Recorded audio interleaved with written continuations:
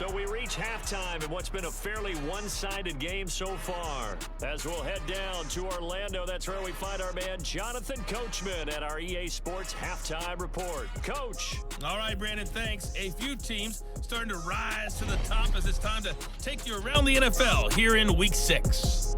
We'll get started over at Mercedes-Benz Stadium in downtown Atlanta. And that one getting close to halftime with the Falcons out in front. 2 touchdown passes there for Marcus Mariota. From there, we head up to Wisconsin to check out the Packers at home in Lambeau. And they have the lead over the visiting New York Jets. Randall Cobb, a touchdown reception. Finally, we head to the shores of Lake Erie.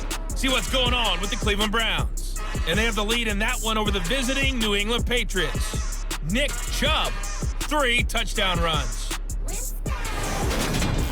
We continue on with the check of the next-gen stats in that first half for the Jags. And they didn't get a whole lot accomplished through the air in those first 2 quarters of play. They'll need to up their game if they want to rally all the way back. Meanwhile, for the Colts, they were even better throwing the football. Lots of open receivers to choose from, and you can bet that'll continue to be a focus in the second half. Final adjustments taking place in both teams' locker rooms. We're closing in on the second half, and to bring it your way, let's go back up to Indianapolis and rejoin Brandon and Charles. The Colts are out in front, 14-9. And now let's send you to Chris Berman in our studios in Bristol for the ESPN Halftime Report.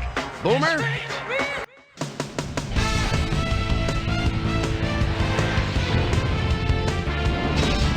All right, game. Interesting game at the half. We'll get back to you guys in a bit. First, we welcome everybody to our ESPN Halftime Report. I'm Chris Berman. As we look at the numbers from the first half and look at the turnover column, the Jaguars should be way ahead on the scoreboard, but somehow they've let their opponent hang with them.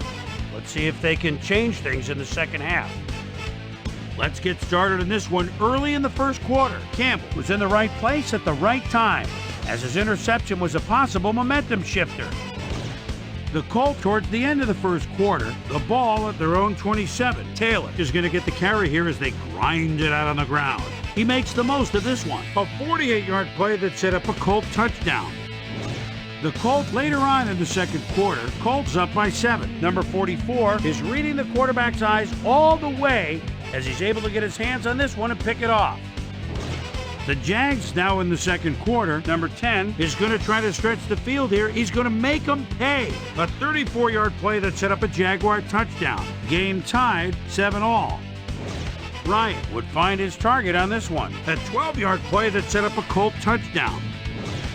The Colts late into the second quarter backed up against their own goal line. Number 27 breakthrough with a big play as he shot through the line, was able to wrap up his man in the end zone for a safety. And that's where we'll leave this one. Colts are holding on to a lead, 14-9. Today's halftime hero has turned in an incredible performance thus far. Pittman has been unstoppable.